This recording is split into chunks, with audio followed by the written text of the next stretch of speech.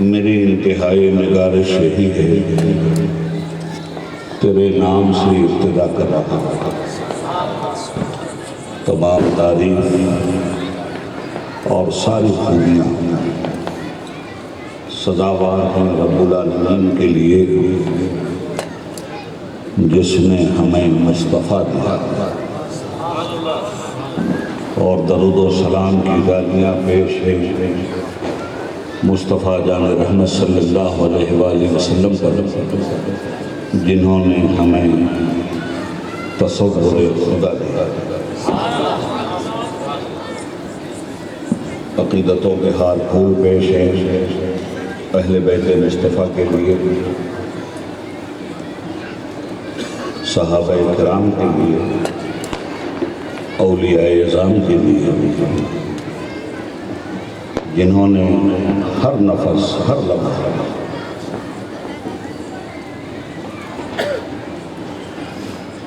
خدا اور رسول کی رضامندی کے لیے میدان عمل میں اپنی جانثاری اور سرفروشی کا اظہار کرتے ہوئے یہ صدا لگائی کہ صلیب و دار سہی، دست و کوہ سار سہی، جہاں بھی تم نے پکارا ہے جانثار چلے، سنی جو بانگ درست و وقت گاہ جفا، کفن بدوش اسیران زلف یار چلے۔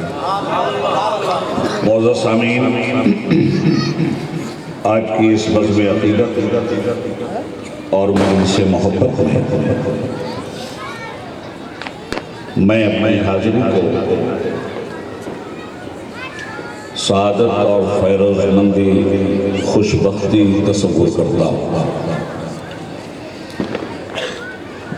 بڑا نازک تعلق ہے دلوں کا، نہ ہو جائے کوئی خاطر کبھی کا،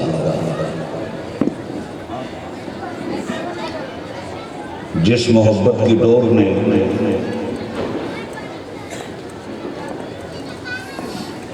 آج اسیر بدر ملت بنا کر مجھے آپ سے گفتگو کا موقع دیا ہے،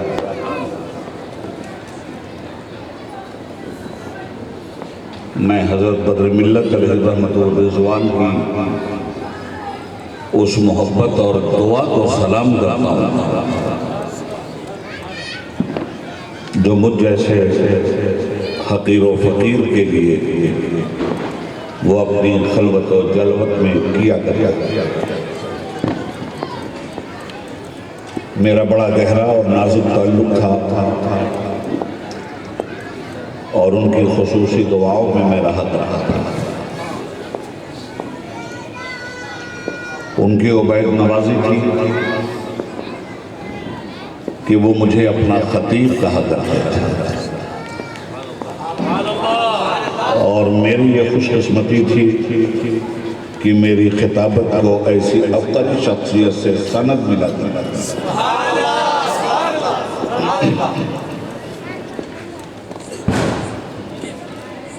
بات صرف بدر ملت تک ہوتی ہے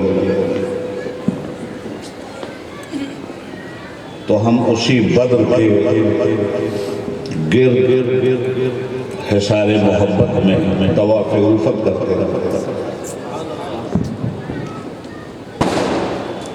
جس صلب سے وہ آئے، جس ذات کی گود میں پلنے کی انہیں سعادت حاصل ہوئی، جس مقدس شخصیت نے انہیں شریعت و طریقت کا جام پلایا،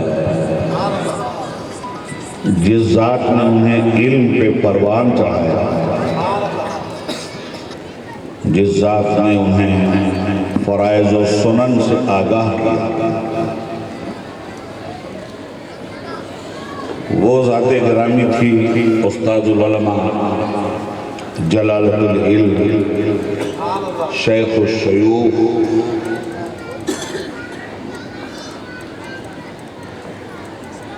حضرت علامہ الحاج رشید پاشا صاحب رحمۃ اللہ تعالیٰ علیہ،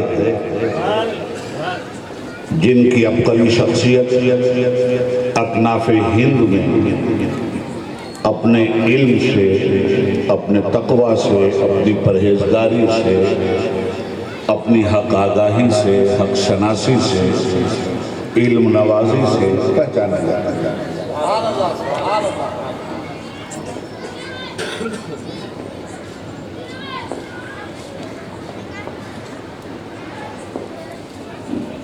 معطر ہیں اسی خوشبو سے اکثر اپنے کوچے، معطر ہیں اسی خوشبو سے اب تک اپنے کوچے بھی کہاں کھولے ہیں گیسو یار نے، خوشبو کہاں تک۔ ایک ایسی برگزیدہ شخصیت جس نے مانوی اولادوں کو بھی عالم باعمل بنایا اور جسمانی اولادوں کو بھی عالم باعمل بنایا۔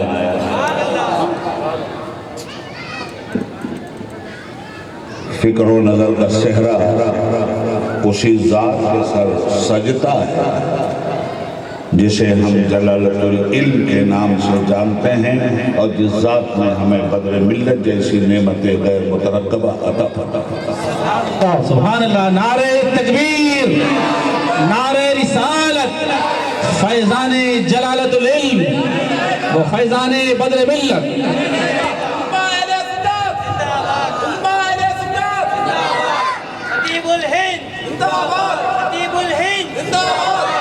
سادات کرام کی باعظمت موجودگی،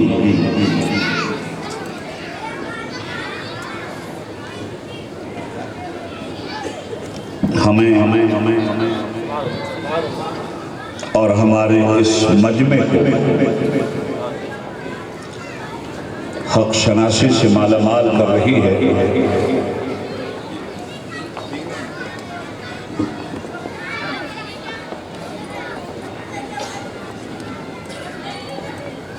میں یہ چاہوں گا کہ اپنے موضوع خطاب سے متعلق اپنے بزرگوں کے تصرفات اور عنایات کی پشت پناہی کے ساتھ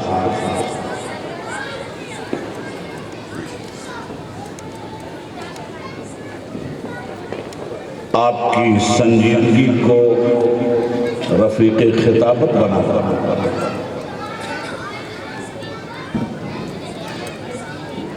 گفتگو کے تسلسل کو شاہ راہ عقیدت کے لے جاؤں گا۔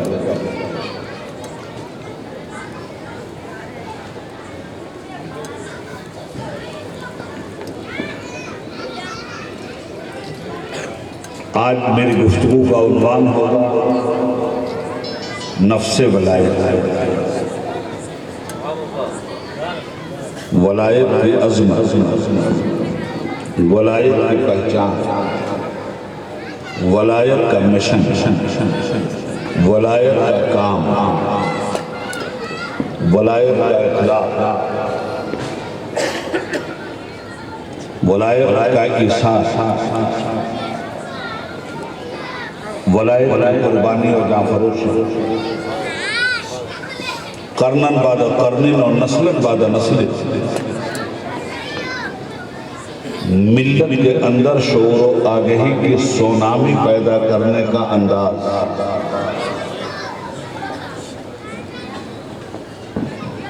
یہ پیام دے گئی ہے مجھے باد صبحگاہی کہ خدا کے عارفوں کا ہے مقام بادشاہی۔ میں نے اس ضمن میں قرآن کریم کی بہت مشہور و معروف آیتیں پڑھنے کی سعادت حاصل کی۔ میں آپ سے خاموشی اور سنجیدگی کے لیے التماس کرتا ہوں۔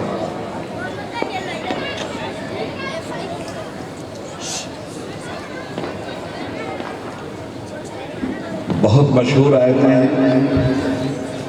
علماء کرام فضائل اولیاء کے سلسلے میں اکثر و بیشتر انہی آیات کو سرنامہ سخن بنایا کرتے ہیں۔ ہو سکتا ہے کوئی نئی بات مجھ جیسے چھوٹے آدمی کی زبان سے فکر و نظر میں اضافہ کرنے والی سامنے آ جائے تو دعاؤں سے نوازی جاتی ہے۔ بہت ہی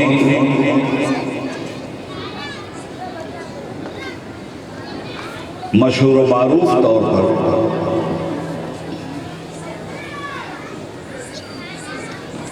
سہل انگاری کے ساتھ ان آیات کا ترجمہ ہوتا ہے: اے لوگوں، آگاہ رہو، متنبہ رہو، ہوشیار، اٹینشن، ساودھان۔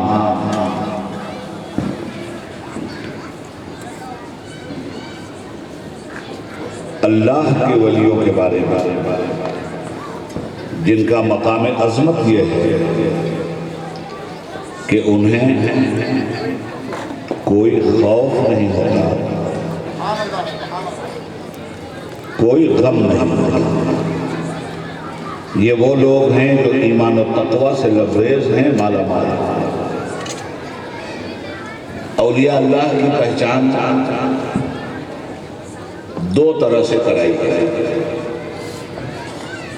ان کی مردانگی کا عالم یہ ہے، ان کی فرزانگی کا عالم یہ ہے، ان کی دیوانگی کا عالم یہ ہے، ان کی محبت کا عالم یہ ہے، ان کی خود رفتگی کا عالم یہ ہے کہ انہیں نہ کسی سے ڈر لگتا ہے اور نہ کسی طرح کا وہ غم کھاتا ہے، اور ان کو یہ طاقت ملتی ہے ایمان کی دولت سے مالا مال ہونے کے بعد تقوی اور عمل صالحیت کا جامہ پہننے کے۔ الذین آمنوا وکانوا یتقون۔ پہلی آیت ہے، دو باتیں پیش نظر: لا خوف علیہم ولا هم یحزنون، نہ کوئی خوف انہیں چھو سکتا ہے نہ کوئی غم۔ اب ذرا سا ہم خوف، ڈر اور غم کی وضاحت کریں۔ ڈر دنیا کا سب سے بڑا پاور، غم کائنات کے پاورفل لوگوں کو کھوکھلا کر دینے والا ہے۔ انسان کی سرشت، اس کی نفسیات، اس کے نیچر، غم اور ڈر خون کی طرح دوڑتا ہے۔ کون ہے جسے غم نہیں اور کون ہے جسے خوف نہیں؟ 2.5 سال کی فلاح حکومت کی ناکامی کے خوف سے ہندوستان کی عوام کا ذہن تبدیل کرنے کے لیے شریعت ایکٹ کو نشانہ بنایا گیا۔ یہ خوف ہے 2.5 سال کی ناکامی کا، یہ خوف ہے مستقبل میں وزارت عظمیٰ کی کرسی ٹوٹ جائے۔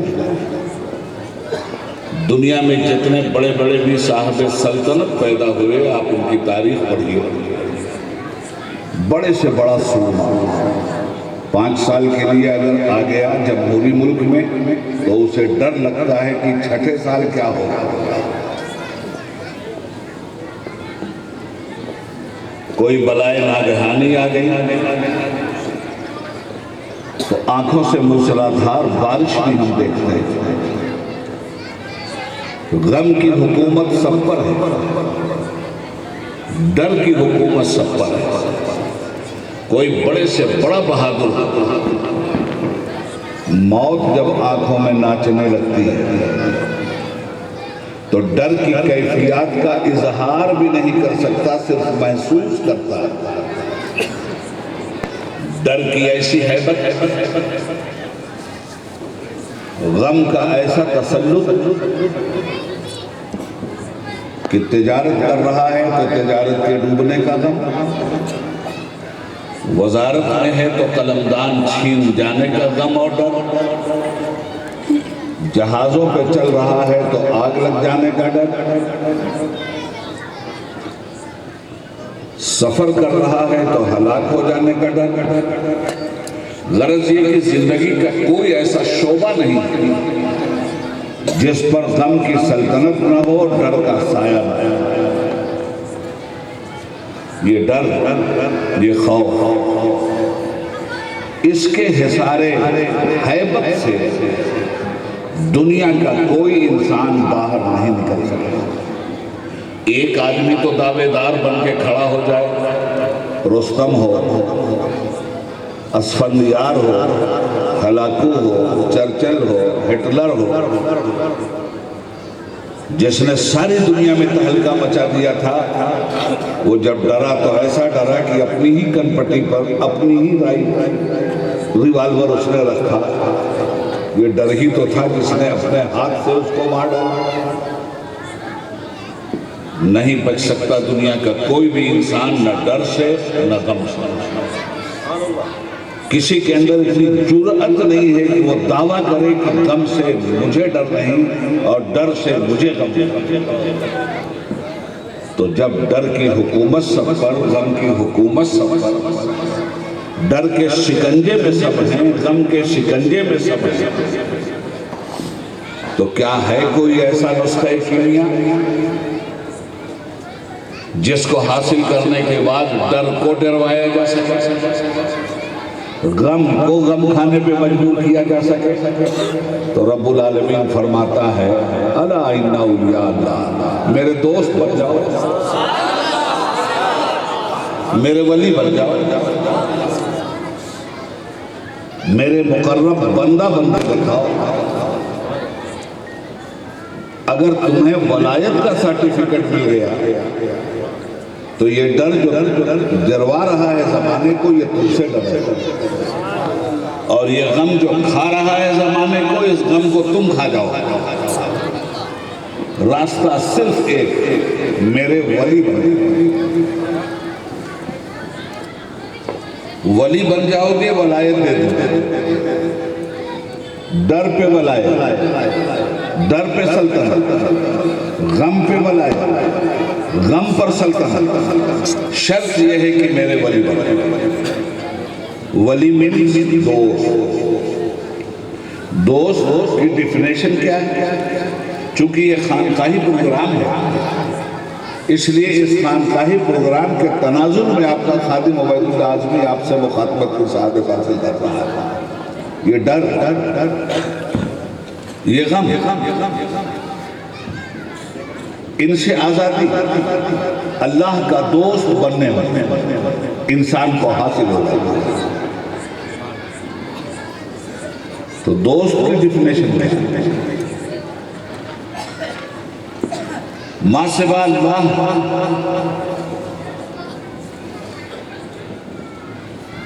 ہر چیز سے امید کا دامن سمیٹ لینا، اللہ کے علاوہ کسی ایک نئے پیسے کی حرص اور طمع نہ رکھنا، فنا فی اللہ ہو جانا۔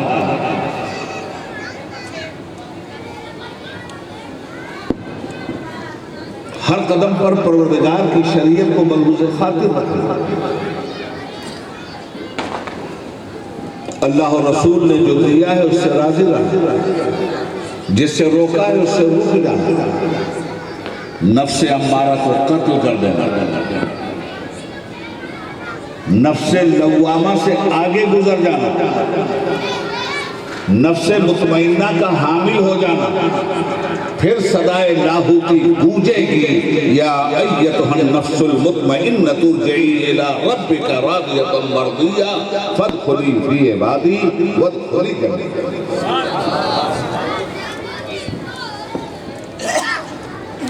دوست دنیا میں سب سے زیادہ اگر کوئی قابل بھروسہ ہستی ہے تو وہ دوست، جو دغا کرے وہ دوست نہیں،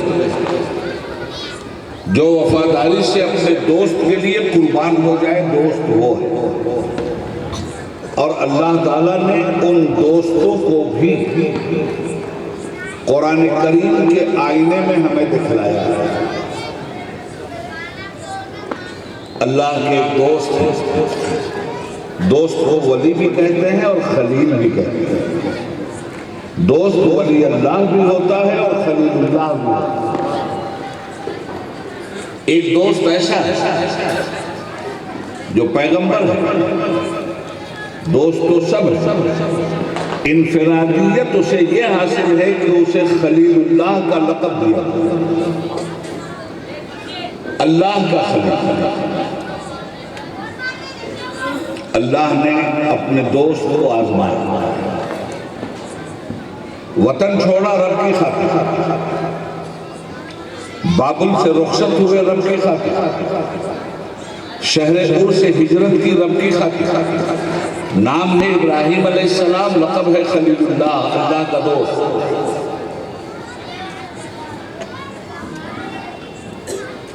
بیٹے کی قربانی دی رب کی خاطر، پرچم شعلہ سرخ لہرا رہا تھا اور نمرودی آگ میں بے خطر کود پڑا، آتش نمرود میں عشق، عقل تھی بہو تماشائے لبے بام بھی۔ کہا تو میرے خلیل ہو، تو میرے دوست ہو۔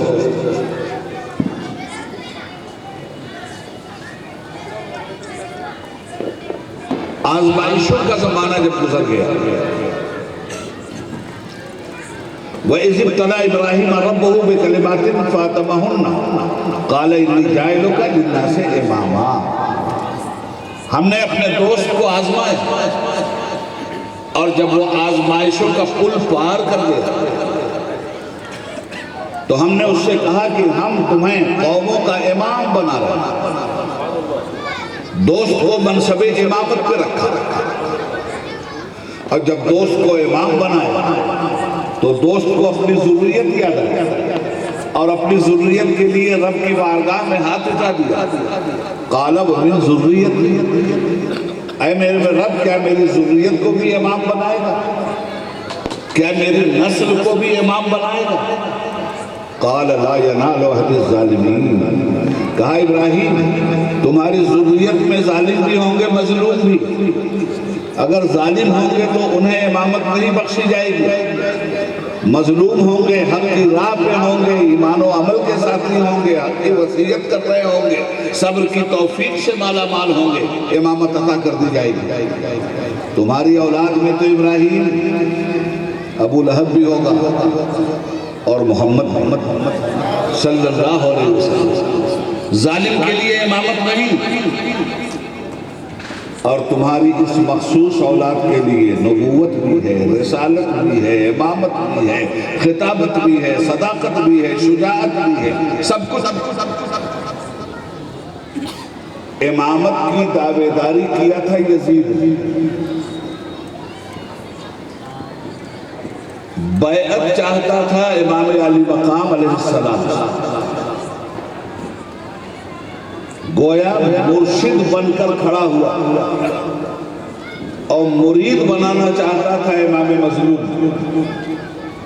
ظلم اس کا مسلم الثبوت تھا، صحابہ کی نگاہ میں بھی ظالم، تابعین کی نگاہ میں بھی ظالم، متقین کی نگاہ میں بھی ظالم، عابدین کی نگاہ میں بھی ظالم، عاملین کی نگاہ میں بھی ظالم، صالحین کی نگاہ میں بھی ظالم، اولیاء کاملین کی نگاہ میں بھی ظالم۔ اور وہ ظالم چاہتا تھا کہ امام حسین مسند امامت کا سرٹیفکیٹ اسے دے دے۔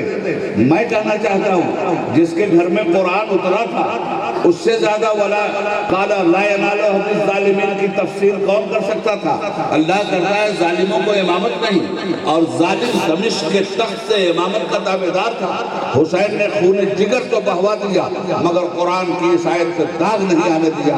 اللہ ظالم کو امامت نہیں بخشتا، اللہ مظلوم کو امامت بخشتا۔ یہ ابراہیم علیہ السلام خلیل اللہ، کبھی انشاءاللہ منصب امامت پہ بولنا ہوگا ہم آپ کی خدمت کریں گے، ابھی منصب ولایت پہ گفتگو ہوگی۔ دوست کس کو کہتے ہیں؟ جب ہر ابتلا سے گزر گئے ابراہیم علیہ السلام، تب ابراہیم علیہ السلام کو رب العالمین نے ایسی فارغ البالی عطا فرمائی کہ اس زمانے میں ہر زمانے میں صاحب سلطنت، صاحب دولت، صاحب عمارت کے پہچاننے کے الگ الگ پیمانے ہوتے ہیں۔ ہم لوگوں کے بچپن میں دولت و ثروت کے مالک کو پہچاننے کا پیمانہ یہ تھا کہ اس کے دروازے پہ ہاتھی بندھا، اس کا ہاتھی گاؤں گاؤں گھوم رہا، جس کا ہاتھی اس کا نام۔ ہمارے زمانے میں صاحب سلطنت، جاگیردار، زمیندار اور دولت مند کو پہچاننے کا یہ پیمانہ ہے۔ ابراہیم علیہ السلام کے زمانے میں صاحب دولت و ثروت کو پہچاننے کا پیمانہ کیا تھا؟ بے شمار بکریاں ہوں، بے شمار اس کے پاس بھیڑیں ہوں، بے شمار اس کے پاس گائے ہوں، بے شمار اس کے پاس جنگل و زمین ہو۔ یہ پیمانہ تھا اس زمانے میں کسی صاحب ثروت کو پہچانا تھا۔ اور جب اس دولت کی کثرت ابراہیم علیہ السلام کا طواف کرنا شروع کیا تو فرشتوں کی دنیا میں ایک سوال اٹھا۔ فرشتوں نے کہا رب العالمین، آگ میں جانے والا خلیل تو سمجھ میں آیا، بیٹے کی قربانی دینے والا تیرا دوست تو سمجھ میں آیا، وطن کی ہجرت کرنے والا تیرا خلیل تو سمجھ میں آیا، مگر یہ بکریوں سے محبت کرنے والا خلیل نہیں سمجھ میں آیا، یہ اونٹوں سے بھیڑوں سے محبت کرنے والا خلیل نہیں سمجھ میں آیا۔ یہ کیسی محبت، یہ کیسا دوست؟ بکریوں سے بھی دوستی، تجھ سے بھی دوستی، دولت سے بھی دوستی، تجھ سے بھی دوستی، بھیڑوں اور گایوں کا بھی خلیل اور تیرا بھی۔ تو حکم مشیت ہوا، زمین پہ جاؤ، میرے خلیل سے ملو، میرے دوست کی دوستی کے پیمانے کو جانچو۔ فرشتے انسانوں کی شکل سحر نوردی کرتے ہوئے پہنچے اور حضرت ابراہیم علیہ السلام کے مکان کے سامنے ایک فرشتے نے نغمہ لاہوتی علاپار تکبیر کی شکل میں اللہ اکبر ایسے رس کھولتے الفاظ کھنکتے ہوئے لہجے تھے، ایسی نغمگی تھی کہ ابراہیم علیہ السلام نے جب اس نغمے کے آبشار سے پھوٹتا ہوا چشمہ محبت اپنے کانوں سے ٹکراتے ہوئے سماعت کی منزل میں لیا تو آپ بے خود ہو گئے، اللہ کی یاد میں خود رفتگی کے عالم میں رقص کر گئے اور باہر نکل کے اس آدمی کے پیچھے دوڑے، اے انجان مسافر، ایک مرتبہ یہ نعرہ اور لگا، تو نے میرے محبوب کا نام لیا ہے، محبوب کا دیوانہ تجھ سے التجا کر رہا ہے کہ ایک مرتبہ نعرہ تکبیر اور لگا۔ پلٹا وہ، اس نے کہا کون ہو؟ آپ نے کہا میں ابراہیم، اللہ کا خلیل، اللہ کا نبی، زمین پر انسانوں کی ہدایت کے لیے میرے رب نے مجھے منتخب و معمور فرمایا۔ اس نے کہا ٹھیک ہے، تم التجا کر رہے ہو، کہا جب سے تم نے یہ نعرہ لگایا اس نغمہ لاہوتی نے میرے دل کو کباب کی طرح جلا کے رکھ دیا اور عشق خداوندی میں میری زندگی کی تاریخ جب لوگ لکھیں گے تو یہ کہتے ہوئے نظر آئیں گے صراط عشق میں ہر سو فنا فی اللہ لکھا تھا، صراط عشق میں ہر سو فنا فی اللہ لکھا تھا، مگر ہر قدم پر فی امان اللہ لکھا تھا، میری ہمت پہ خالق نے جزاک اللہ لکھا تھا، جبی پہ لا الہ اور دل پہ الا اللہ لکھا تھا، میری آنکھوں کی پتلی میں رسول اللہ لکھا تھا۔ یہ وہ خلیل ہے جس خلیل کا عالم یہ ہے کہ جلانے کے لیے جنگل سے اس نے کی جمع لگائی آگ ایسی جیسے کہ دوزخ بھڑک اٹھا، تو پھینکا اس میں ابراہیم کو، قدرت خدا کی تھی، اٹھائی آنکھ اپنی، جس طرف نمرود نے دیکھی چمن کے پتے پتے پر خلیل اللہ لکھا۔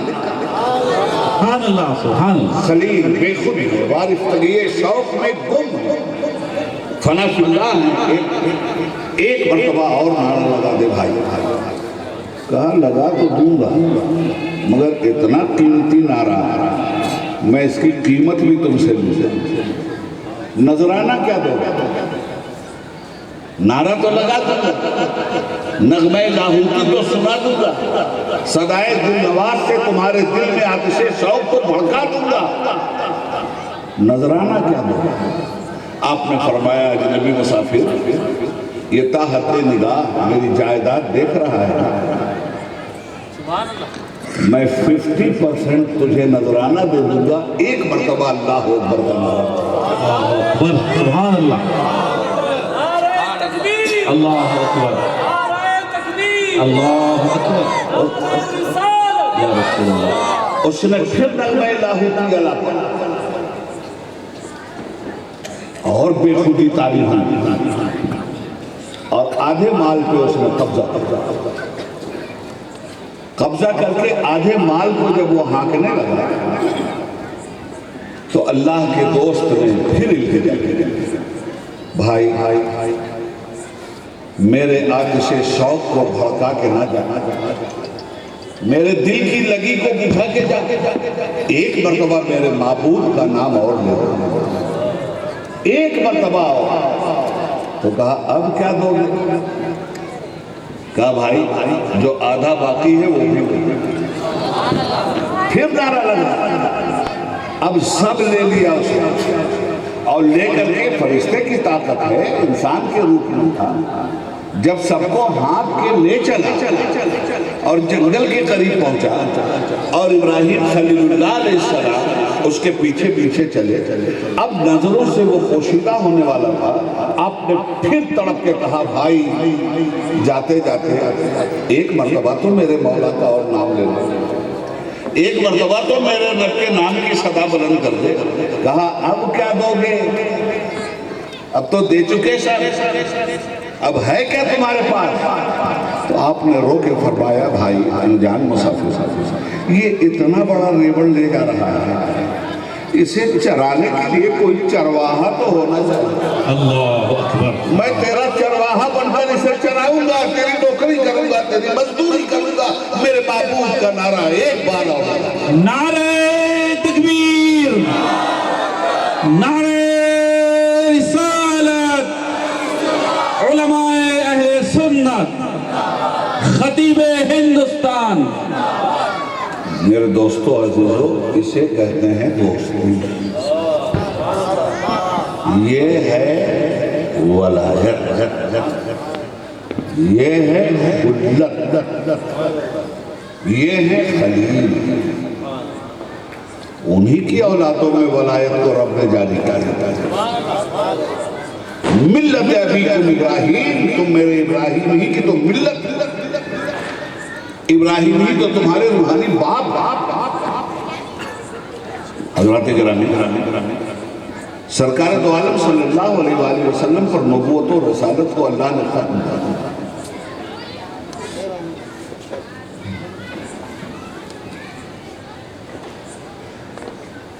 بنی اسرائیل میں بے شمار انبیاء کرام آئے، ایک کے بعد دوسرا، دوسرے کے بعد تیسرا، تیسرے کے بعد چوتھا، کبھی کبھی ایک ایک درجن انبیاء ایک ہی پیریڈ میں.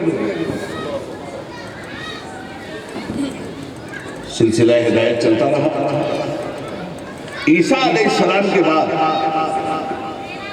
حضرت ابراہیم علیہ السلام کا جو پیریڈ ہے ہمارے سرکار کی بیست ہے یہ 2500 برس کا. اب بنی اسرائیل سے امامت چھین لی گئی، اس لیے کہ بنی اسرائیل میں مظلوموں کی حمایت کے بجائے ظالموں کا ساتھ دینے کی بدخصلتی پیدا ہو گئی تھی.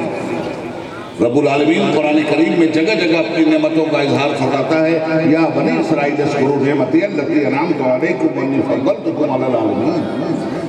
مگر انہوں نے گھٹیا طریقے استعمال کیا، انہوں نے حلت کو حرمت میں بدلا، حرمت کو حلت میں بدلا، جواز کو عدم جواز میں بدلا، حرام کو حلال میں بدلا، حلال کو حرام میں بدلا. تو رب العالمین امامت کی مسند پر اسی وقت تک بٹھاتا ہے جب تک امامت کی مسند کی حفاظت کے لیے آدمی تیار ہو. جب قوم امامت کی مسند کی حفاظت سے ہاتھ اٹھا لیتی ہیں، رب العالمین منصب امامت چھین لیتے ہیں.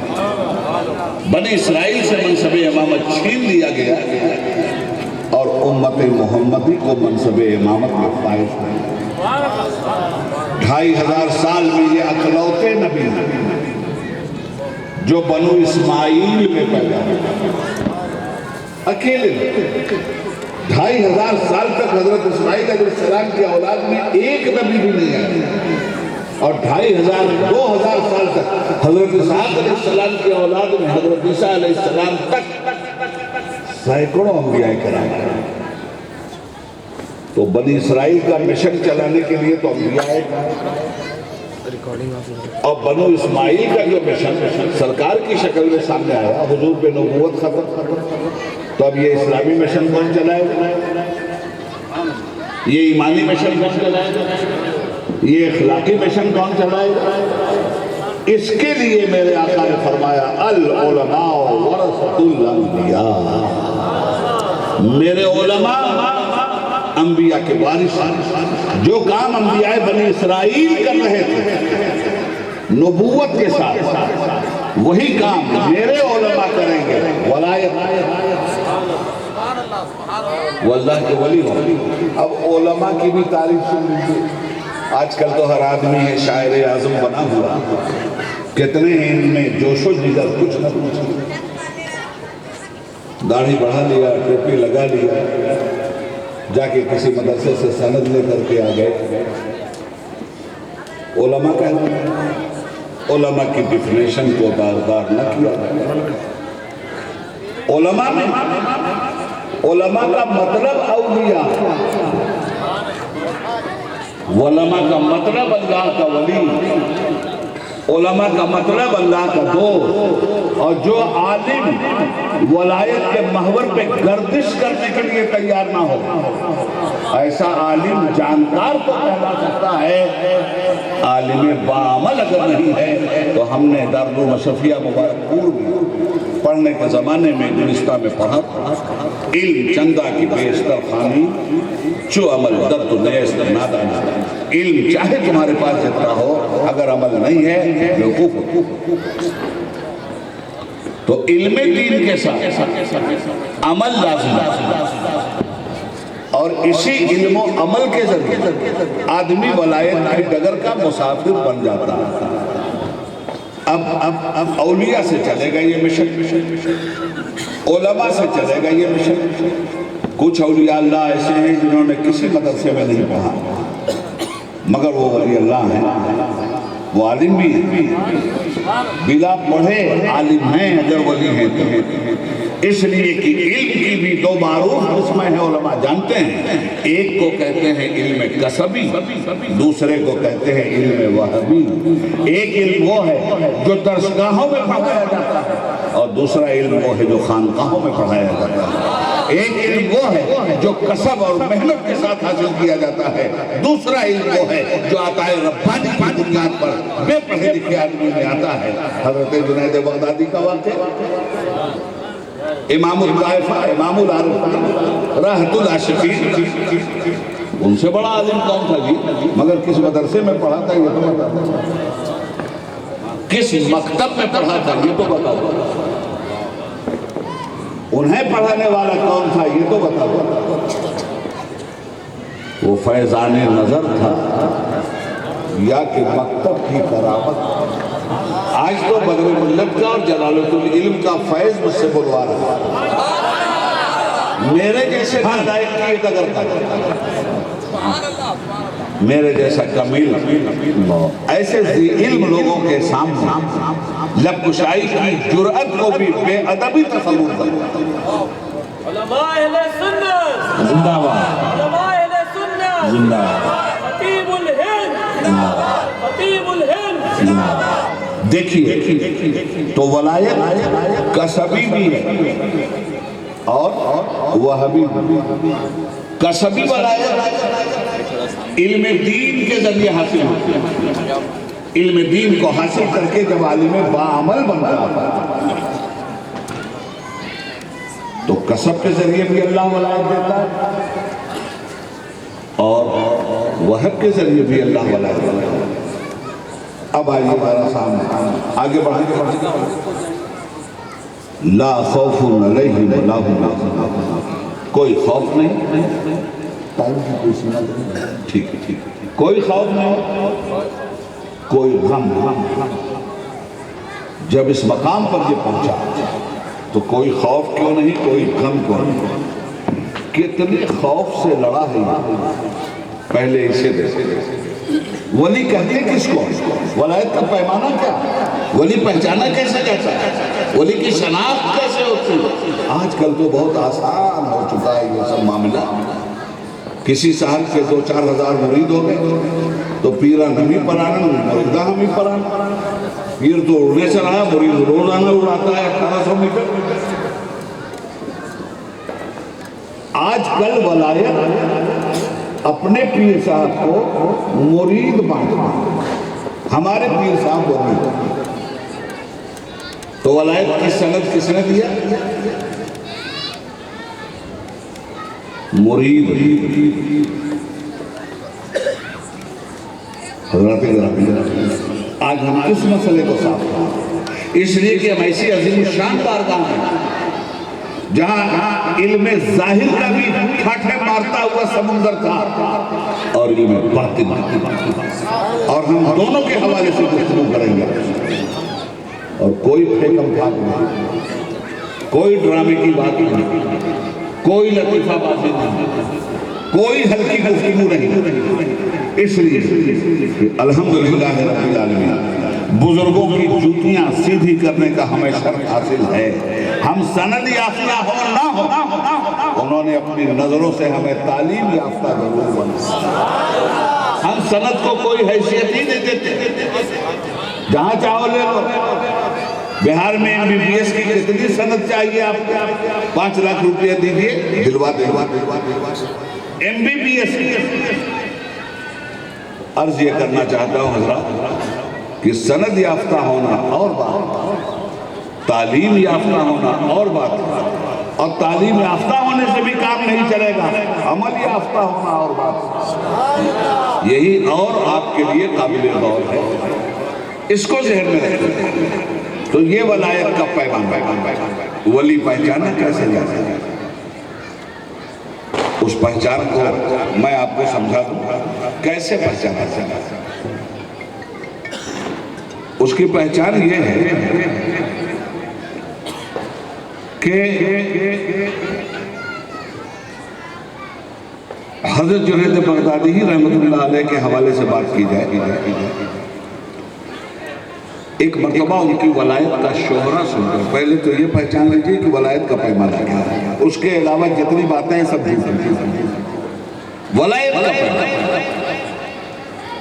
مت سہل ہمیں جانو، پھرتا ہے فلک برس، تب خاک کے پردے سے انسان نکلتا ہے۔ آسان نہیں ہے یہ عشق، نہیں آسان، بس اتنا سمجھ لیجئے ایک آگ کا دریا ہے اور ڈوب کے جانے۔ حضرت جنید بغدادی کی ولایت کا شہرہ جب عام ہوا تو ہمارے جیسے لوگ، ہمارے ہی سماج کے ایک فرد روانہ ہوئے مرید ہونے کے لیے، حضرت کے پاس پہنچے، مگر دل میں ایک شرط رکھ کر کے وہ گئے کہ سنا ہے کہ اللہ کے ولی جس دن کوئی کرامت دیکھوں گا مرید ہو جاؤں گا۔ ولایت کا پیمانہ کیا؟ کرامت، جس دن کرامت دیکھوں گا مرید ہو جاؤں گا۔ مہینوں رہا، خلوت دیکھا، جلوت دیکھا، نشست دیکھا، برخاست دیکھا۔ 1 مہینے کے بعد انہوں نے بساطِ الفت سمیٹی اور کہنے لگے السلام علیکم۔ حضرت نے کہا وعلیکم السلام، کہاں جا رہے ہو بھائی؟ کہا گھر جا رہے ہیں۔ کہا آئے کس لیے تھے؟ کہا مرید ہونے آئے۔ تو کہا بلا مرید ہوئے کیوں جا رہے ہو؟ کہا کائے کو مرید ہوا؟ ہم نے تو سنا تھا کہ آپ اللہ کے ولی ہیں۔ یہاں تو حالت یہ ہے کہ بڑا شور سنتے تھے پہلو میں دی کے جو چیرا تو ایک قطرہ بھی خود نہ نکلا، کسی دن ولایت کا اظہار نہیں ہوا۔ تو کہا ولایت کا اظہار کیسے ہوتا ہے؟ ارے کہا صاحب کسی دن تو کرامت کوئی نہیں دکھائی آپ نے، ولی سے تو لمحہ لمحہ کرامت اٹھتی ہے، آپ کیسے ولی؟ میں شک کے ساتھ آیا تھا کہ جس دن آپ کو ہواؤں میں اڑتے ہوئے دیکھو، جس دن عقل کو حیران کرنے والا کوئی کارنامہ آپ کے ذریعے سرزد ہوگا، اس دن آپ سے بڑی دن، مگر آپ کہے کہ ولی آپ کے پاس تو کوئی کرامت نہیں، اس لیے میں جانا۔ کہا ٹھیک ہے بھائی،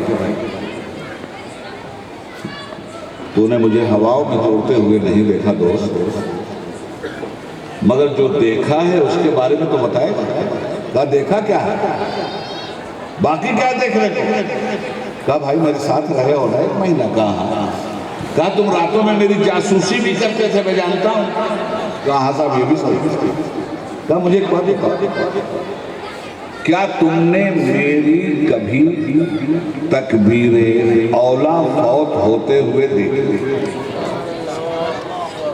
صحیح بولیں، اس نے کہا حضور جھوٹ نہیں بولوں گا، جو بولوں گا سچ بولوں گا، اس میں کوئی شک نہیں ہے کہ آپ کی تکبیر اولا کبھی فوت ہوگی۔ فرمایا کیا میری 5 وقتہ نمازوں کی جماعت کبھی تم نے چھوٹتے ہوئے اس 1 مہینے میں دیکھی؟ اس نے کہا نہیں،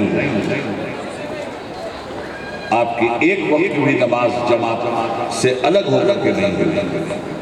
فرمایا تو نے میرا کھانا دیکھا ہے، میرا پہننا دیکھا ہے، میرا اٹھنا دیکھا ہے، میرا بیٹھنا دیکھا ہے، لمبی چوڑی بات نہیں کروں گا، صرف اتنا بتا دے مجھے کہ کیا تو نے میری کوئی حرکت، کوئی سکنت نبی دو جہاں جناب مصطفیٰ صلی اللہ علیہ وسلم کی شریعت کے خلاف دیکھی؟ اس نے کہا حضور جھوٹ نہیں بولوں۔ جنید بغدادی تمہاری صبح بولے نبی نبی، تمہاری شام بولے نبی نبی، تمہارے دن بولے نبی نبی، تمہاری راتیں بولے نبی نبی، تمہاری گفتار بولے نبی نبی، تمہاری رفتار بولے نبی نبی، تمہارا معاشرہ بولے نبی نبی، تمہارا گرد و پیش بولے نبی نبی، تمہاری ہوا فضا بولے نبی نبی، تمہاری ایک ایک ادا بولے نبی نبی۔ غیرت عشق کو جلال آ گیا، اور سنیے جب غیرت عشق کو جلال آتا ہے تو کیا ہوتا ہے۔ ہم سے ہے گردش وقت بچنا ذرا، ہم ہیں دیوان گانے حبیب خدا، ہم سے ہے گردش وقت بچنا ذرا، ہم ہیں دیوان گانے حبیب خدا۔ گردش وقت کو گر جلال آ گیا، غیرت عشق کو گر جلال آ گیا، یہ نظام دعا میں بدل جائے۔ فرمایا نادان کس چیز کا نام ولایت رکھ لیا تم نے؟ اللہ کا ولی سن، پیمانہ ولایت کیا ہے ساری دنیا کو دیا ہے جناب بغدادی نے۔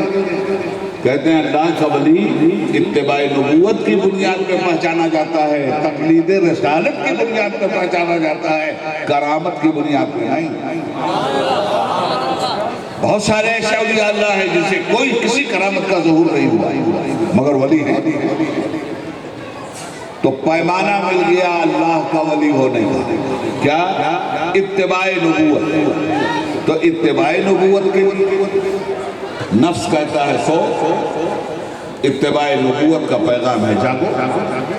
نفس کہتا ہے ٹھنڈک لگ رہی ہے، اتباع نبوت بول رہی ہے مسجد پہنچو۔ نفس کہتا ہے جھوٹ بولو، اتباع نبوت کا تقاضا ہے سچ بولو۔ نفس کہتا ہے ظلم کرو، اتباع نبوت کا تقاضا ہے مظلوم کی حمایت کرو، ظالم کا پنجہ توڑو۔ نفس کہتا ہے دنیا کی دولت سمیٹ لو، اتباع نبوت کہتا ہے غریبوں تک کھانا پہنچاؤ۔ نفس کہتا ہے گھمنڈ میں آ جاؤ، اتباع نبوت کہتا ہے کثر نفسی کی شان دکھلاؤ۔ نفس کہتا ہے خدا سے بغاوت کرو، اتباع نبوت کا پیغام ہے خدا کی عبادت کرو۔ نفس کہتا ہے جہالت پھیلاؤ، اتباع نبوت کہہ رہا ہے کہ علم پھیلاؤ۔ نفس کہتا ہے اندھیروں کے پجاری بناؤ، علم رسول کہتا ہے کہ اجالوں کے دوست بناؤ۔ اب اگر تم نے اپنی پوری زندگی نفس و نفسانیت سے پاک کر لیا ہے تب ولایت کی راہیں تم پہ واہ ہوتی ہیں۔ اب جب نفس ہی کو شکست دے دیا تو ڈر بھی تو اسی نفس کا ایک حصہ ہے، غم بھی تو اسی نفس کا ایک حصہ ہے۔ ڈر کی حکومت سب پر، ولی کی حکومت ڈر پر، سبحان اللہ، غم کی حکومت سب پر، ولی کی حکومت غم پر۔ اب آئیے ذرا سا مثال، حضور غوث الورا غوث الثقلین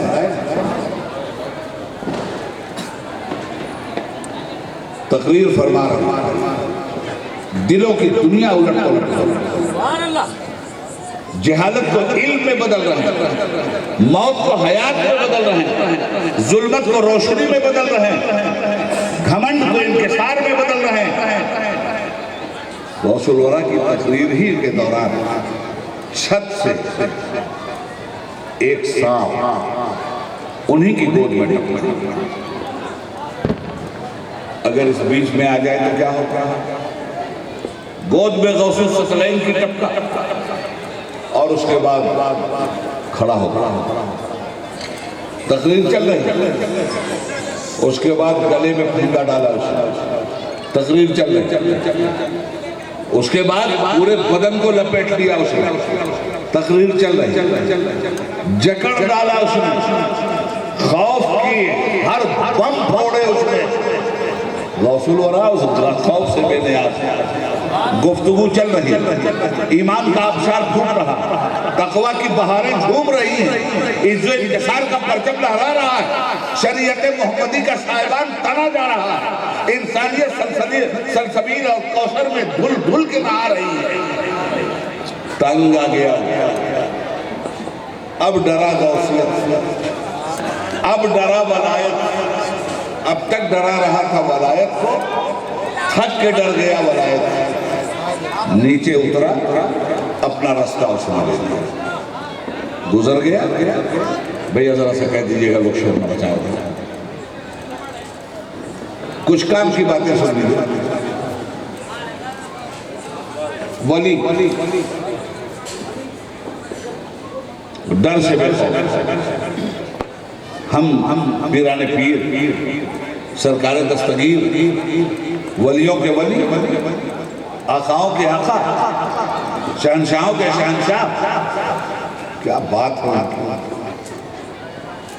میرے مرشد برحق سیدنا حضور مفتی اعظم ہند شہزادہ اعلیٰ حضرت امام محمد رضا فاضل بریلوی مولانا مصطفیٰ رضا خان صاحب علیہ الرحمہ نے غوثیت، بارگاہ غوثیت میں اپنا نذرانہ عقیدت پیش کیا۔ ان کا ایک شعر ہے، کہتے ہیں یہ دل ہے، جگر، یہ آنکھیں، یہ سر، یہ دل ہے، جگر ہے، یہ آنکھیں، یہ سر ہے، جہاں چاہو رکھو قدم غوث اعظم۔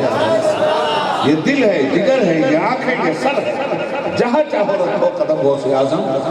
اپنے مرشد برحق کے تتبع میں نے بارگاہ غوثیت اپنا نذرانہ عقیدت سبحان اللہ، اس طرح پیش کیا، کرم غوث اعظم، کرم غوث اعظم، سبحان اللہ، کرم غوث اعظم، کرم غوث اعظم، ہمارا بھی رکھ لو بھرم، سبحان اللہ، سبحان اللہ، کرم غوث اعظم، کرم غوث اعظم، ہمارا بھی رکھ لو بھرم غوث اعظم۔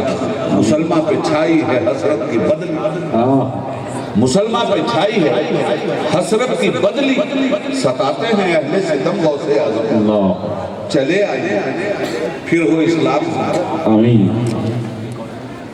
ذرا اس کے قوافی پہ نظر ڈالیے گا، چلے آئیے پھر ہو اسلام زندہ، کہ پھر توڑ دے کفر دم غوث اعظم۔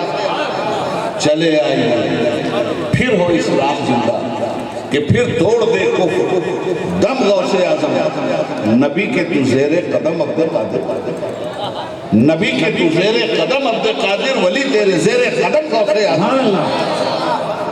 نبی کے تو زیر قدم عبد قادر، ولی تیرے زیر قدم غوث اعظم۔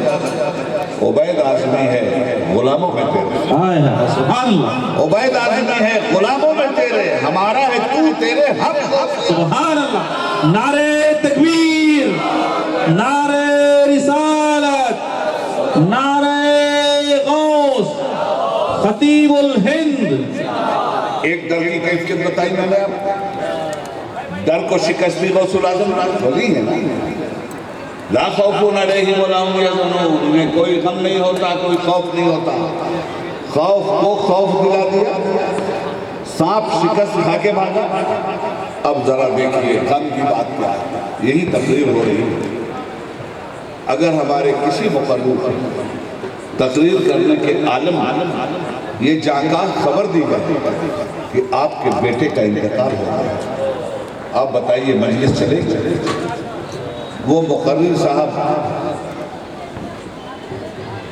غم و علم میں ڈوبیں گے نہیں؟ آپ بھی غم میں، وہ بھی غم میں، مگر لا خوف علیہم ولا هم یحزنون۔ ولی کو ڈر نہیں ہوتا، دکھا دیا میں نے۔ اب اسی ولی کی کہانی سن لیے۔ غوث الورا بغداد میں تقریر کر رہے ہیں، اور آپ کی تقریر میں عالم کیا ہوتا ہے، اصل کیا ہوتا ہے؟ کافر سنتا تھا تو مسلمان ہوتا تھا، مسلم سنتا تھا تو مومن ہوتا تھا۔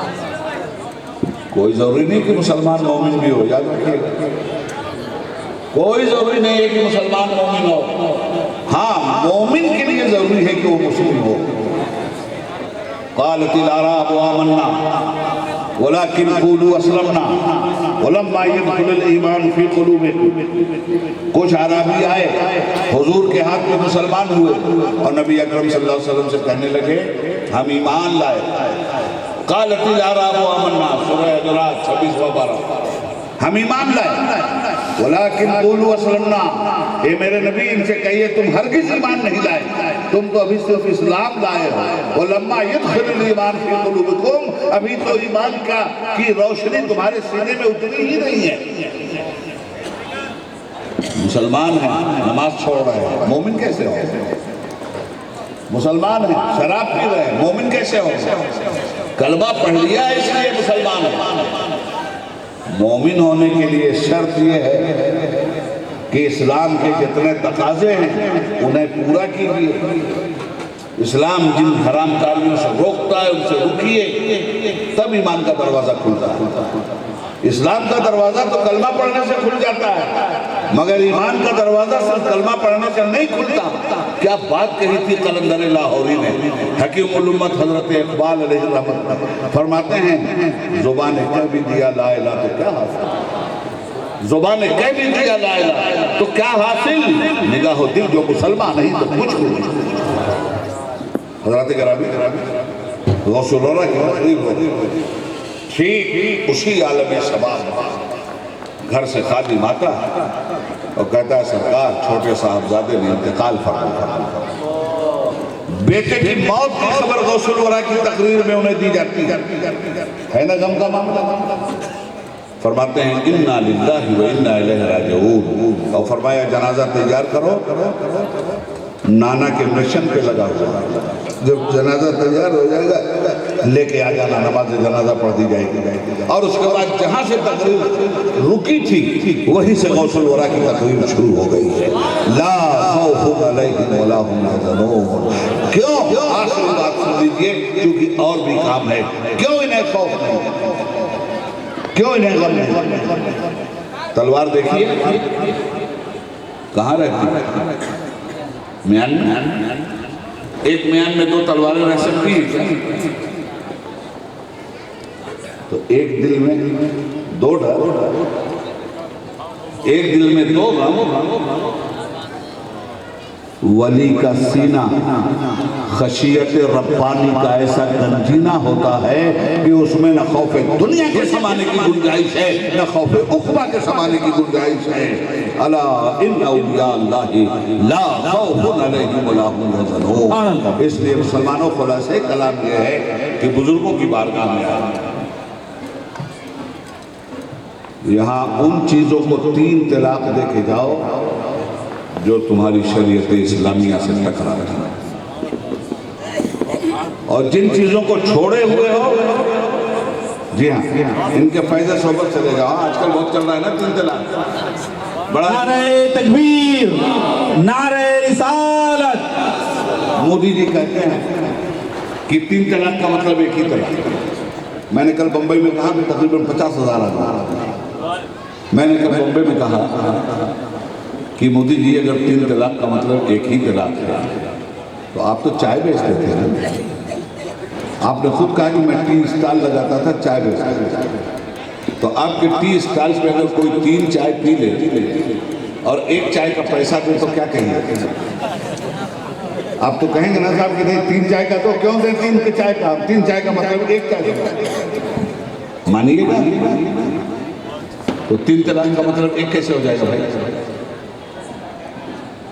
ہاں جو لوگ 3 طلاق ایک ساتھ دینے کی طلاق بدعت میں مبتلا ہیں وہ یہ ضرور سن لیں کہ ایک ساتھ 3 طلاق دینے والے پر نبی پاک نے لعنت فرمائی. ایک ساتھ 3 طلاق دینا سخت ترین گناہ ہے. ایک ساتھ 3 طلاق اپنی بیوی کو دینے والے کو حضرت عمر بن الخطاب رضی اللہ تعالیٰ عنہ کوڑے مرواتے تھے، برے لگواتے تھے. طلاق دے تو رہے ہو جلال و قہر کے ساتھ، میرا شباب بھی لوٹا دو میری مہر کے ساتھ. اس لیے یہ طریقہ غلط ہے. اس غلط طریقے سے باز آنا چاہیے، مگر جب غلط طریقے سے اگر دے بھی دیا گناہ تو ہے. کوئی اسلامی حکومت نہیں ہے کہ آپ کو سزا، مگر یہ طریقہ غلط. خیر، تو عرض یہ کرنا چاہتا ہوں حضرات کہ ان تمام تر چیزوں سے ہمیں بچنا چاہیے. ان بزرگان دین کی بارگاہ میں یہی ہوتا تھا. خانقاہوں میں دلوں کو جیلا پلایا جاتا ہے، لوگوں سے محنت کروائی جاتی ہے، ذکر و فکر ہوتا ہے. اللہ کرے وہ دور پھر لوٹ آئے، اللہ کرے وہ ماحول پھر پیدا ہوتا ہے. ورنہ یہ کتابوں کو پڑھنے سے تھوڑی کچھ ہوتا ہے. ان پہ عمل کی بات ہے. ایک آخری بات کہہ کے گفتگو ختم کرتا ہوں. ایک ولی تھے، یہ تو میں نے قصبی ولیوں کی بات آپ سے جنہوں نے کتابیں پڑھی. اب ایک وہابی ولی کی بھی بات سن لیجیے جس کا عین شین کاف بھی درست نہیں. جو پڑھتا تھا نماز میں تو صراط اللذین پڑھتا تھا، اس لیے کہ لذینہ پڑھ نہیں پاتا تھا. اہدنا الصراط المستقیم پڑھتا تھا، اس لیے کہ چھوٹی سین نکل ہی نہیں پاتی، کہیں نہیں پڑھا لکھا. جب ان کی ولایت کا شہرہ ہوا تو 2 مولوی نکلے ان کی ولایت میں. مولانا لوگ پہنچے، عشاء کا وقت ہوا، جماعت کھڑی ہوئی. حضرت نے مولویوں کا استقبال کیا اور کہا عالم صاحب لوگ آپ لوگوں میں سے کوئی نماز پڑھا؟ نہیں حضرت آپ پڑھا. کہا بھائی ہم پڑھے لکھے نہیں ہیں، آپ ہی لوگ پڑھا دیں. کہنا نہ حضور، نماز تو آپ ہی پڑھائی. کھڑے ہو گئے مسلم. اب جیسا آتا تھا ویسا پڑھ دیا. یہ دونوں مولوی صاحب اور مسلم کھا کے اپنے کمرے میں سوئے. ارے کہنے لگے یار بے مطلب کہا کہ پھنس گئے اس آدمی کے پاس، اس کا عین سین کاف تو درست نہیں، صراط اللذین کی جگہ صراط اللذین پڑھتا. چلو اب صبح کسی طرح سے گزارو، ناشتہ پانی کر کے چل دیں. سن لینا یہ بے پڑھے لکھے ولی کی بات کہہ رہا ہوں. ولایت 2 طرح کی ہے، ایک قصبی اور ایک وہابی. ایک ولایت وہ ہے جو تعلیم کے ساتھ عمل کرنے اور سنت پہ قائم رہنے کی بنیاد پہ اللہ عطا فرماتا ہے. دوسری ولایت وہ ہے جو کوئی کچھ بھی نہیں پڑھا لکھا ہے، اللہ تعالیٰ اپنے فضل و کرم سے نوازتا ہے اور دے دیتا ہے. یہ ولایت وہابی. تو حضرت